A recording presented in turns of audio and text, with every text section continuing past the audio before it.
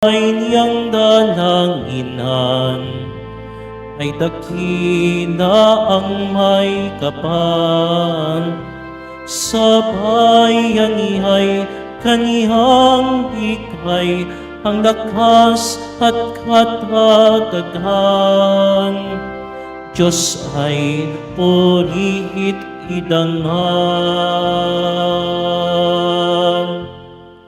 Sa ngalan ng Ama, ng Anak at ng Espiritu Santo. Amen. Sumainyo ang Panginoon. At sumaiyo rin. Mga kapatid, ngayong araw na ito ay ipinagdiriwang natin ang ika-37 taon na anibersaryo ng pagkakatalaga sa atin bilang isang Basilika Menor ni Jesus Nazareno.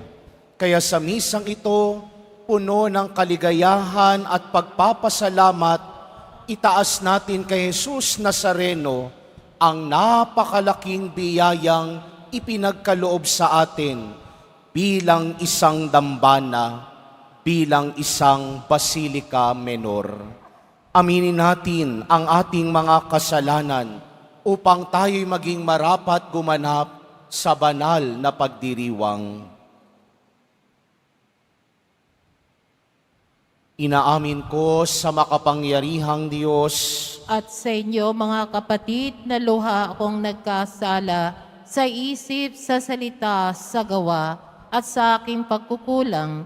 Kaya'y sinasamo ko sa mahal na Birheng Maria, sa lahat ng mga anghel at mga banal, at sa inyo mga kapatid na ako'y ipanalangin sa Panginoong ating Diyos. Kaawaan tayo ng makapangyarihang Diyos, patawarin tayo sa ating mga kasalanan at patnubayan tayo sa buhay na walang hanggan. Amen.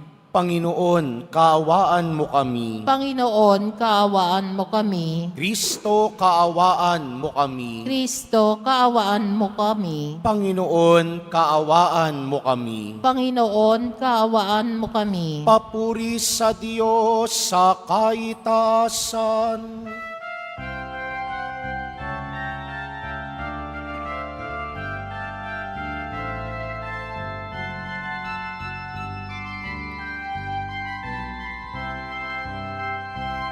Papuri sa Diyos sa kaitaasan, at sa lupa'y kapayapaan sa mga taong kinalulugdan niya. Pinupuri ka namin, di hinarangal ka namin, sinasamba ka namin, ipinagbubunyi ka namin, pinasasalamatan ka namin dahil sa dakila mo ang king kapurihan. Panginoong Diyos Hari ng langit, Diyos Amang makapangyarihan sa lahat, Panginoong Jesucristo, bugtong na anak, Panginoong Diyos, Kordero ng Diyos, anak ng Ama. Ikaw na nag-alis ng mga kasalanan ng sanlibutan, maawa ka sa amin. Ikaw na nag-alis ng mga kasalanan ng sanlibutan. Tanggapin mo ang aming kahilingan. Ikaw na naluluklok sa kanan ng Ama. Maawa ka sa amin, sapagkat ikaw lamang ang banal, ikaw lamang ang Panginoon.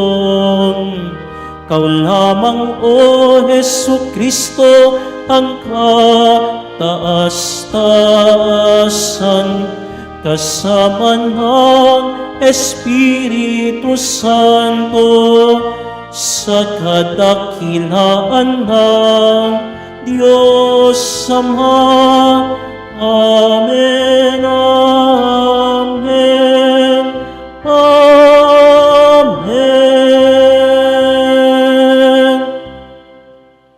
Manalangin tayo.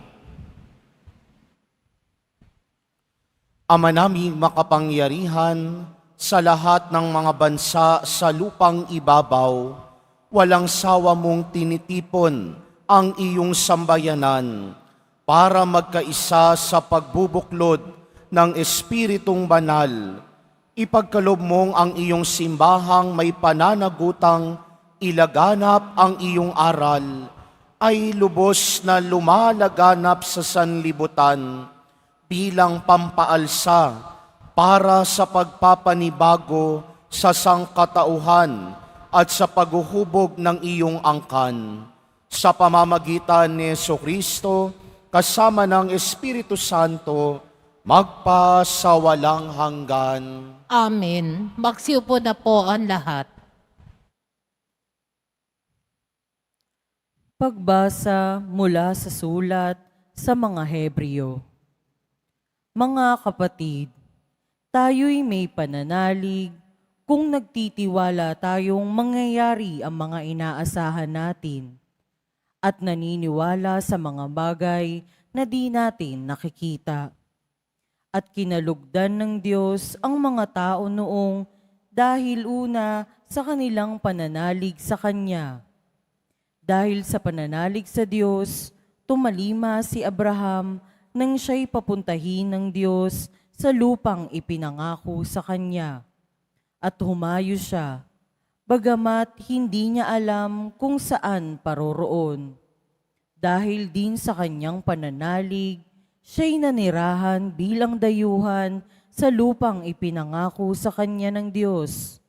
Tumira siya sa mga tolda, kasama nina Isaac at Jacob, na kapwa tumanggap ng gayon ding pangako mula sa Diyos.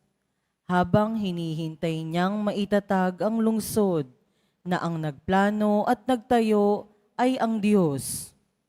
Dahil din sa pananalig sa Diyos, si Sarah, bagamat matanda na, ay niloob ng Diyos na magkaanak, sapagkat nanalig siya na tapat ang pangako. Kaya't sa taong maituturing na halos patay na, ay nagmula ang isang lahi na naging kasindami ng bituin sa langit at ng buhangin sa dalampasigan. Silang lahat ay namatay na may pananalig sa Diyos. Hindi nila nakamtan ang mga ipinangako ng Diyos, ngunit natanaw nila iyon mula sa malayo. Kinilala nila silang dayuhan lamang at nangingibang bayan dito sa lupa. Ipinakilala ng mga taong nagsasalita ng gayon na naghahanap pa sila ng sariling bayan. Kung ang naaalala nila'y ang lupaing ipinanggalingan nila, may pagkakataong pang makabalik sila roon. Ngunit ang hinahangad nila'y isang lungsod na lalong mabuti, yaong nasa langit. Kaya't hindi ikinahiya ng Diyos na siya'y maging Diyos nila, sapagkat ipinaghanda sila ng isang lungsod. At nang subukin ng Diyos si Abraham, pananalig din ang nag-udyok sa kanya na ihandog si Isaac bilang isang hain sa Diyos. Handa niyang ihandog ang kaisa-isa niyang anak. Gayong ipinangako sa kanya ng Diyos na kay Isaac magmumula ang magiging lahi niya. Naniniwala siyang muling mabubuhay ng Diyos si Isaac at sa patalinghagang pangungusap, nabalik nga sa kanya si Isaac mula sa mga patay. Ang salita ng Diyos. Salamat sa Diyos. Poong Diyos ay purihin, nilingap niya ang Israel. Poong Diyos ay purihin, nilingap niya ang Israel. Nagpadala ang Diyos sa atin ng isang makapangyarihang tagapagligtas mula sa lipi ni David na kanyang lingkod. Ipinangako niya sa pamagitan ng kanyang mga banal na propeta noong una. Poong Diyos ay purihin, nilingap niya ang Israel. Na ililigtas niya tayo sa ating mga kaaway at sa kamay ng lahat ng napupuot sa atin. Ipinangako rin niya na kahahabagan ng ating mga magulang at aalalahanin ang kanyang banal na tipan. Poong Diyos ay purihin, nilingat niya ang Israel. Iyan ang sumpang binitawan niya sa ating amang si Abraham, na ililigtas tayo sa ating mga kaaway, upang walang takot na makasamba sa Kanya, at maging banal at matuwid sa Kanyang paningin, habang tayo'y nabubuhay. Poong Diyos ay purihin, nilingat niya ang Israel. Magsitayo po ang lahat.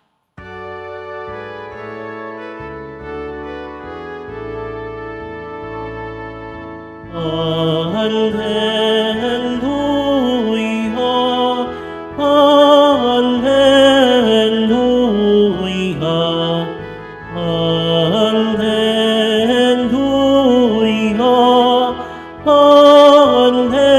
Alleluia.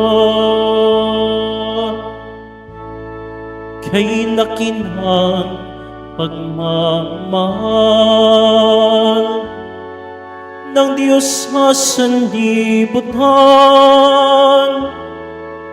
kaya't anak niya'y binigay. Alleluia, Alleluia, Alleluia,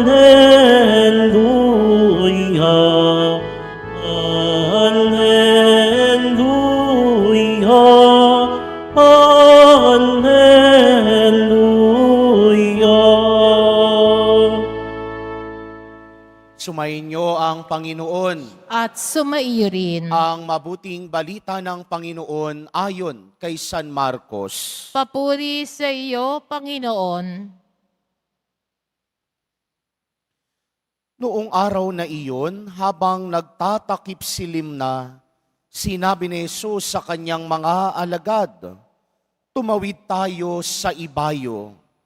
Kaya't iniwan nila ang mga tao at sumakay sa bangkang kinalululanan ni Jesus upang itawid siya. May kasabay pa silang ibang mga bangka. Dumating ang malakas na unos, hinampas ng malalaking alon ang bangka. Ano pat halos mapuno ito ng tubig. Si Jesus na may nakahilig sa unan sa may hulihan ng bangka at natutulog. Ginising siya ng mga alagad. "Guro," ani nila, "di ba ninyo alintana? Lulubog na tayo." Bumangon si Jesus at iniutos sa hangin, "Tigil," at sinabi sa dagat, "Tumahimik ka." Tumigil ang hangin at tumahimik ang dagat. Pagkatapos, sinabi niya sa mga alagad, "Bakit kayo natakot? Wala pa ba kayong pananalig?" Sinidlan sila ng matinding takot at panggigilalas at nagsabi sa isa't isa, "Sino nga kaya ito?" At sinusunod maging ng hangin at ng dagat. Ang mabuting balita ng Panginoon. Pinupuri ka namin, Panginoong Hesukristo. Magsiupo na po ang lahat. Magandang umaga po sa inyong lahat. Sa Ebanghelyo narinig natin ang panaghoy ng mga alagad. "Guro, di mo ba alintana? Lulubog na tayo." "Panginoon, hindi mo ba naririnig? Hindi mo ba nararamdaman na pagod na ho ako? Nauubos na ho ako?" Yan din ang panaghoy natin sa mga panahong nasisiraan tayo ng loob at hindi na natin mawari kung ano pa ang nangyayari sa atin. Panginoon, Hindi mo ba nararamdaman ubos at pagod na ho ako? Ang mga salitang napapagod at nauubos na ako ay maituturing ding mga panalangin na nagpapatanto sa atin na kahit anong gawin natin, hindi tayo ang may hawak at may kontrol sa buhay natin. Siguro magandang minsan tanungin, ano ang dahilan? Bakit kaya ikaw napapagod? Father, araw-araw kasi ako pumapasok sa trabaho. Father, kailangan kong kumayod. Kailangan kong maubos yung paninda ko para may makain kami mamayang tanghali. Para makakain kami kahit isang beses lang sa isang araw. Yan ba talaga ang dahilan ng pagkapagod mo? O baka napapagod ka dahil sa sarili ka lang nagtitiwala? Baka napapagod ka dahil baka nalilimutan mo na hindi ikaw ang may kontrol sa buhay mo, kundi ang Diyos. Kaya nga hindi ho ba kapag napapagod tayo, lagi tayong napapabuntong hininga.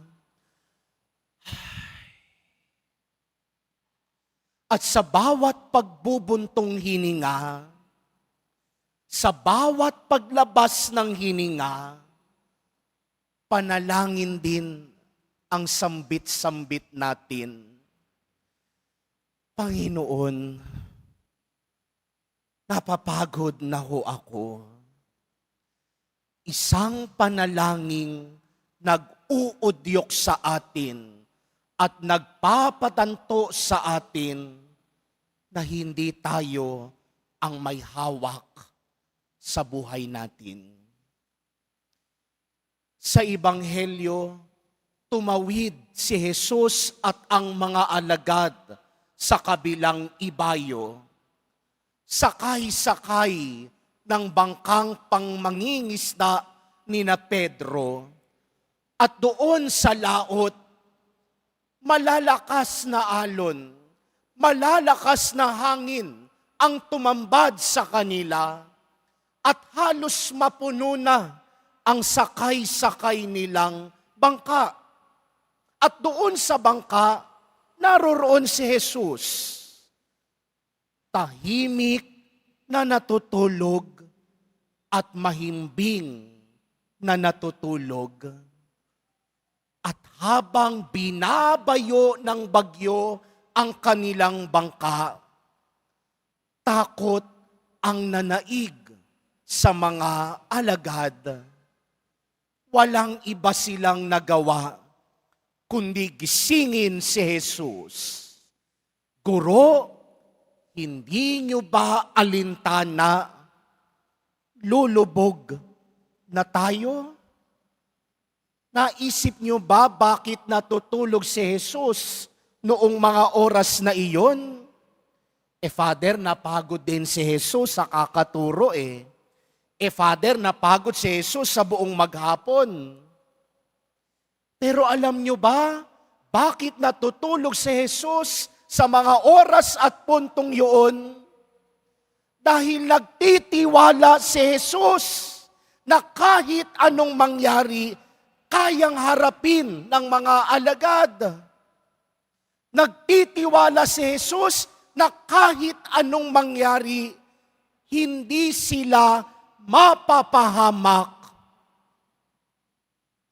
Pero ang pagtitiwala at pananalig na ipinakita ng mga alagad ay mga mabababaw na pananampalataya. Di tulad ni Jesus Nazareno, kahit mababaw ang kanilang pananampalataya, nagtitiwala sa kanila ang Diyos. At nagtitiwala si Jesus Nazareno na hindi sila mapapahamak dahil merong Diyos na sumusubaybay at nakikinig sa kanilang panaghoy. At ang bangkang lulan-lulan ni Jesus at ng mga alagad ay salamin ng simbahan at salamin ng bawat isa sa atin.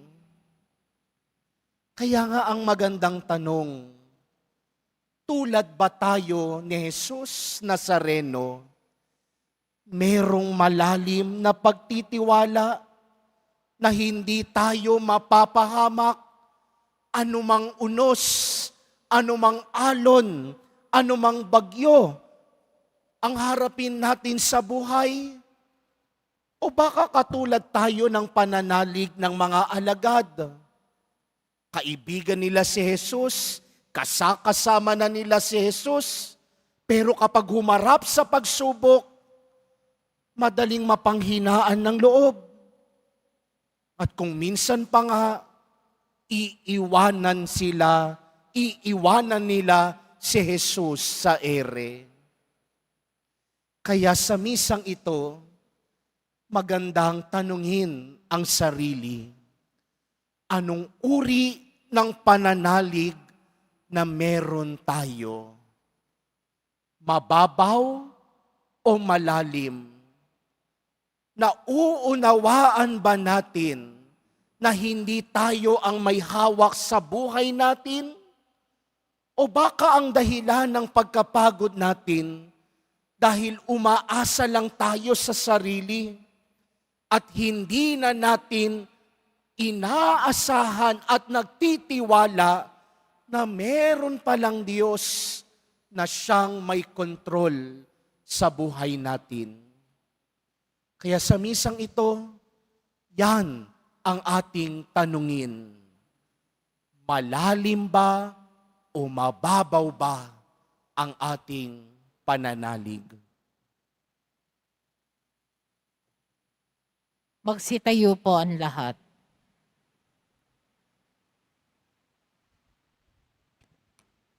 Minamahal kong mga kapatid, sinusunod maging ng hangin at alon ang anak ng Diyos.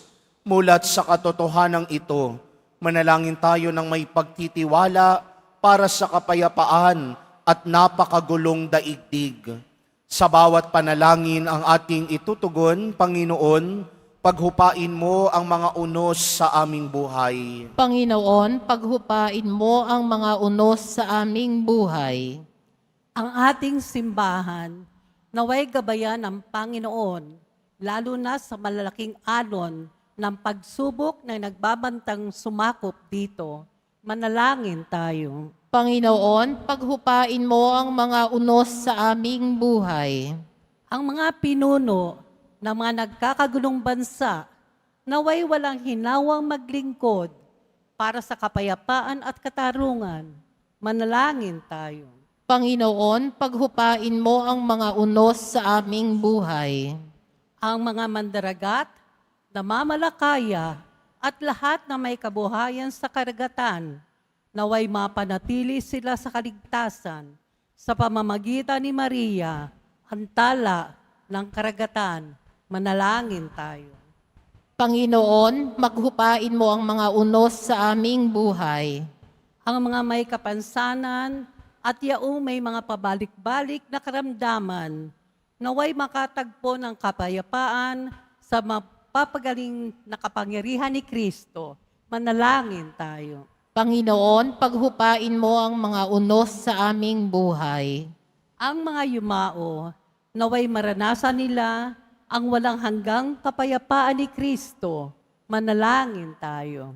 Panginoon, paghupain mo ang mga unos sa aming buhay. Sa ilang sandali ng katahimikan, ating ipanalangin ay iba pang mga pangangailangan ng ating pamayanan. Gayon din ang mga intensyon na inialay sa ating misa sa araw na ito at isama rin natin ang ating pansariling kahilingan.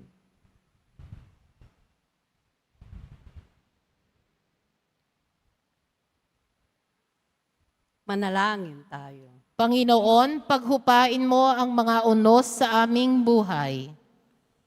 Makalangit na Ama, gawin nawa kaming dalisay ng mga pagsubok at kaguluhan na dulot ng unos sa aming buhay at magdulot nawa ito ng kapayapaan sa aming kaluluwa. Hinihiling namin ito sa pamamagitan ni Kristong aming Panginoon. Amen. Magsiupo na po ang lahat.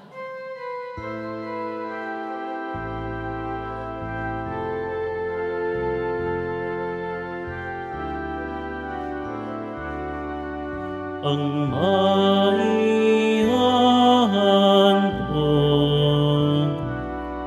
sa'yo, Panginoon, ay tinapay at alak mula sa aming kamay. Sa iyong kabutihan, aming iaalay ang tinapay at alak sa gisag ng aming buhay.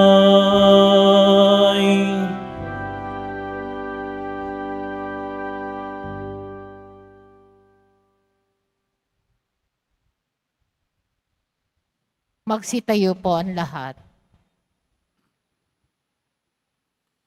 Manalangin kayo mga kapatid upang paghahain natin ay kalugdan ng Diyos amang makapangyarihan. Tanggapin nawa ng Panginoon itong paghahain sa iyong mga kamay sa kapurihan niya at karangalan sa ating kapakinabangan at sa buong sambayanan niyang banal. Ama naming lumikha, tanggapin mo ang mga alay na aming inihahain at ipagkalob mong ang iyong simbahang iniluwal mula sa tagiliran ni Kristo na naidlip sa kamatayan sa krus ay makasalong lubusan sa kabanalang laging bumubuhay sa amin at nagdudulot ng kakayanang si Kristo ay tugunin ngayon at magpasawalang hanggan. Amen. Sumainyo ang Panginoon. At sumaiyo rin. Itaas sa Diyos ang inyong puso at diwa. Itinaas na namin sa Panginoon. Pasalamatan natin ang Panginoong ating Diyos. Marapat na siya ay pasalamatan. Ama naming makapangyarihan,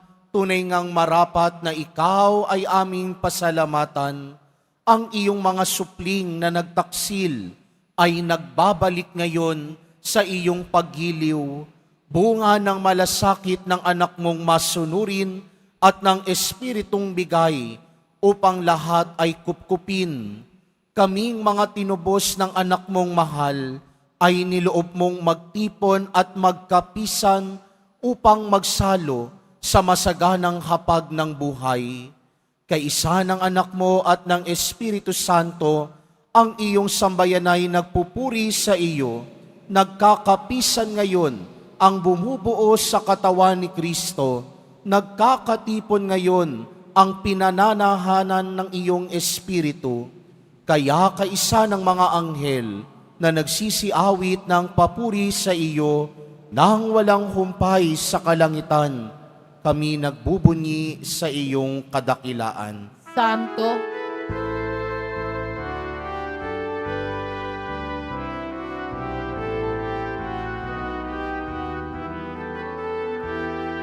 Santo, Santo, Santo, Panginoong Diyos, napupuno ang langit at lupa ng kadakilaan mo. Hosanna, Hosanna, Hosanna sa kaitaasan. Hosanna, Hosana, Hosana sa kaitaasan. Pinagpala ang naparirito sa ngalan ng Panginoon. Hosana, Hosana, Hosana sa kaitaasan. Hosana, Hosana, Hosana sa kaitaasan. Magsilod po ang lahat. Ama naming banal, ikaw ang bukal ng tanang kabanalan, kaya't sa pamamagitan ng iyong Espiritu, gawin mong banal ang mga kaloob na ito upang para sa amin maging katawan at dugo ng aming Panginoong Hesukristo. Bago niya pinagtiis ang kusang loob na maging handog, hinawakan niya ang tinapay, pinasalamatan kaniya, pinaghati-hati niya iyon, iniabot sa kanyang mga alagad at sinabi, "Tanggapin ninyong lahat ito at kanin. Ito ang aking katawan na ihahandog para sa inyo."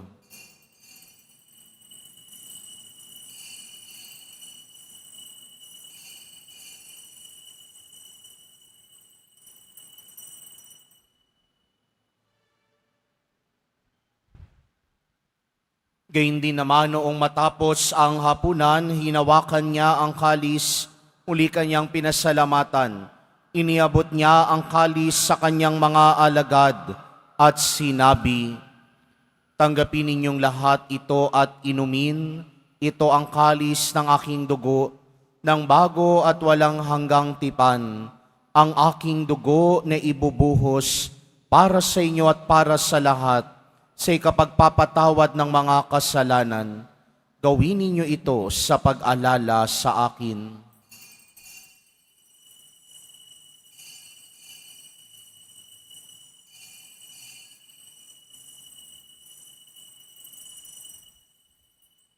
Magsitayo po ang lahat.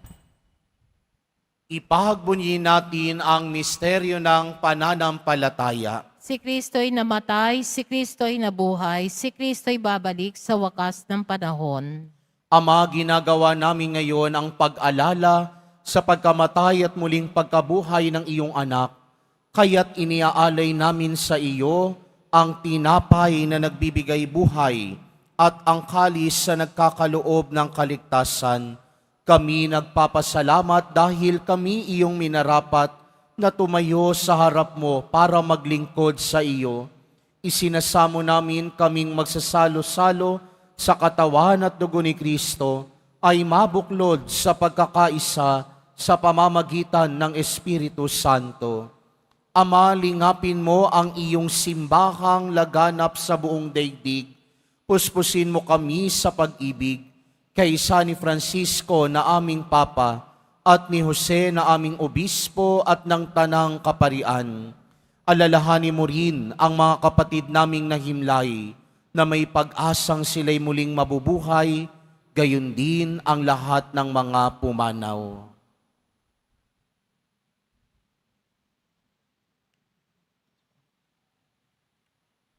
Kaawaan mo sila at patuloyin sa iyong kaliwanagan.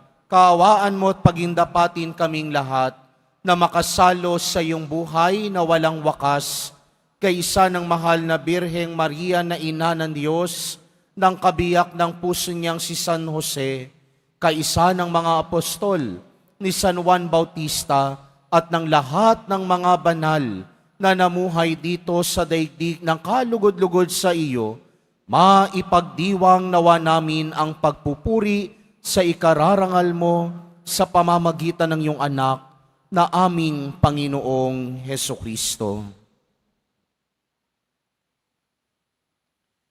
Sa pamamagitan ni Kristo, kasama niya at sa Kanya, ang lahat ng parangal at papuri ay sa iyo Diyos samang makapangyarihan, kasama ng Espiritu Santo, magpasawalang hanggan.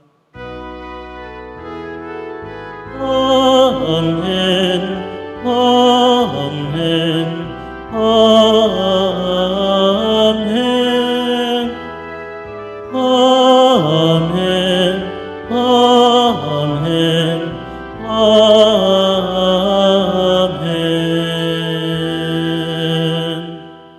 Sa tagubili naman nakagagaling na utos at turo ni Jesus na Panginoon natin at Diyos, ipahayag natin ng lakas loob.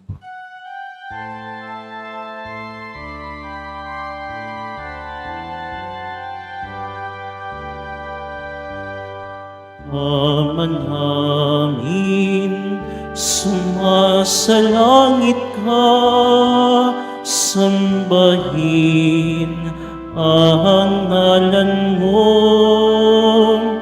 mapasa amin ang kaharian mo, sundin ang loob mo dito sa lupa para ng sa langit.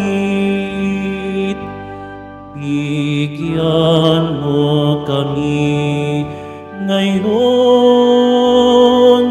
ng aming kakanin sa araw-araw. At patawarin mo kami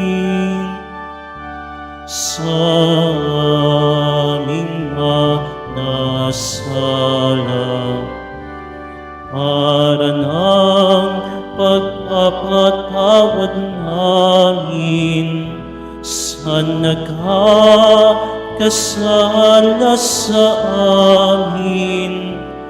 At wag mo kaming ipaintulot sa tukso at itatya mo kami sa lahat ng masama. Iniling namin kami adya sa lahat ng masama, pagkalooban ng kapayapaan araw-araw, iligtas sa kasalanan, at ilayo sa lahat ng kapahamakan. Samantalang aming pinananabikan ang dakilang araw ng pagpapahayag ng tagapagligtas naming si Jesucristo. Sapagkat iyo ang kaharian at ang kapangyarihan at kapurihan magpakailanman. Amen. Panginoong Jesucristo, sinabi mo sa iyong mga apostol, kapayapaan ang iniiwan ko sa inyo. Ang aking kapayapaan ang ibinibigay ko sa inyo. Tungayan mo ang aming pananampalataya at huwag ang aming pagkakasala. Pagkalooban mo kami ng kapayapaan at pagkakaisa ayon sa iyong kalooban, kasama ng Espiritu Santo, magpasawalang hanggan. Amen. Ang kapayapaan ng Panginoon ay laging sumainyo. At sumaiyo rin. Magbigayan kayo ng kapayapaan sa isa't isa.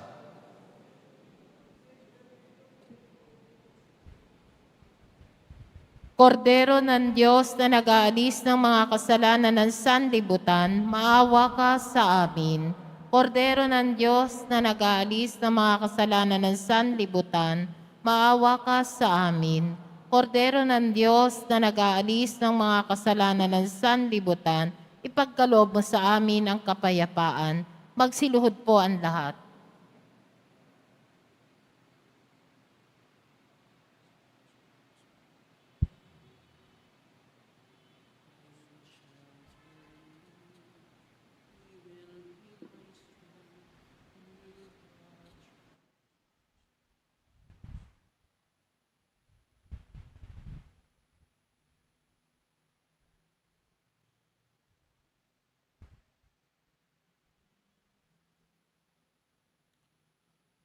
Ito si Jesus, ang kordero ng Diyos na nag-aalis ng mga kasalanan ng sanlibutan, mapapalad ang mga inaanyayahan sa kanyang piging. Panginoon, hindi ako karapat-dapat na magpatuloy sa iyo, ngunit sa isang salita mo lamang ay gagaling na ako.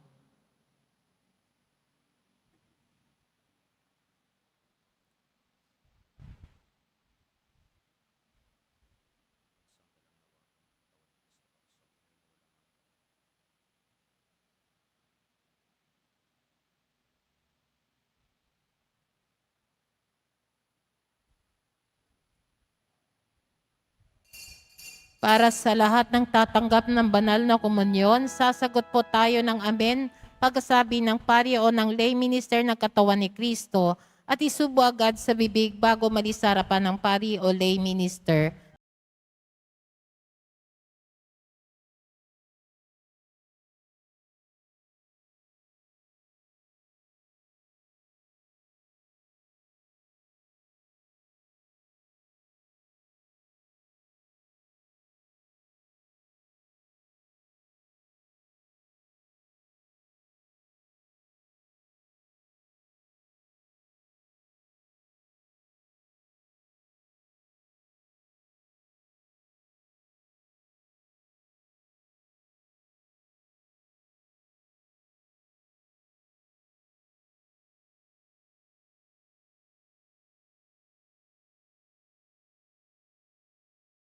Manalangin tayo.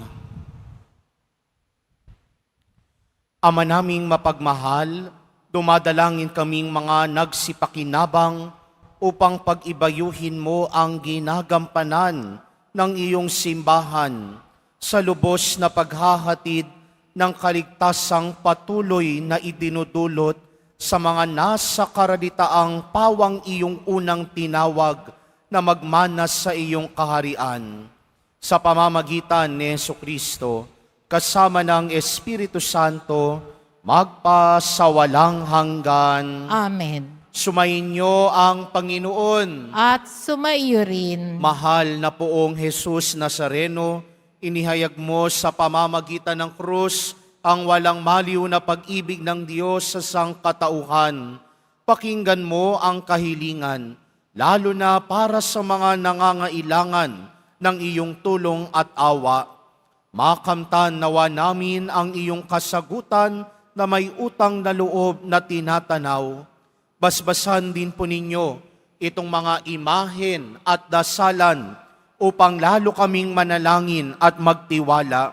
Sa pamamagitan ng bendisyon na ito, naway lalo kaming maging mapaglingkod, masunurin at tapat sa iyo na aming maluwalhating Panginoon, magpasawalang hanggan. Amen. At pagpalain at pag-ingatan kayo ng makapangyarihang Diyos, Ama, Anak, at Espiritu Santo. Amen. Naialay na ang banal na Eukaristiya, humayo kayong taglayang pag-ibig at kapayapaan ng poong Jesus Nazareno. Salamat sa Diyos.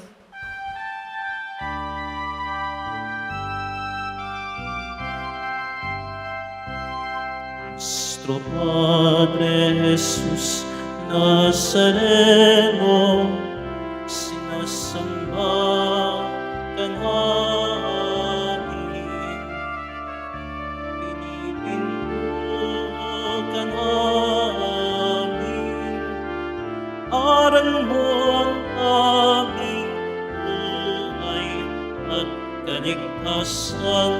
Nuestro Padre Jesús Nazareno, iligtas mo kami sa kasalanan.